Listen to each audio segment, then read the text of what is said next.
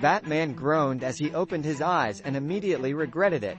The bright sunlight streaming through the window felt like a million knives stabbing into his brain.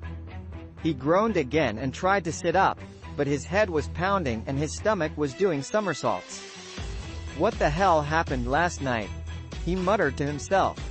As he looked around, he realized that he was in his own bedroom.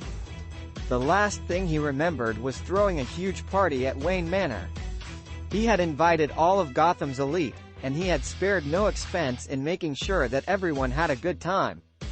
But now, as he looked around at the empty beer cans and half-empty bottles of wine scattered around the room, he realized that maybe he had gone a little too far. He tried to stand up, but his legs gave out beneath him, and he collapsed back onto the bed. He felt like he had been hit by a truck. He groaned again and rubbed his temples, trying to ease the pain. As he lay there, he heard a knock on the door. He tried to call out, but his voice was scratchy and barely audible. "Come in," he managed to croak.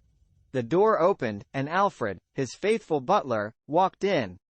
He took one look at Batman and shook his head. "Master Bruce, I warned you about drinking too much," he said, his voice tinged with disapproval.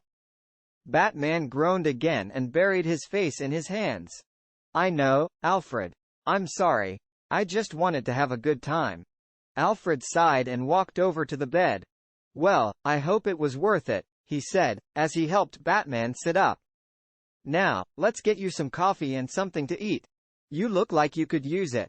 Batman nodded, grateful for Alfred's help.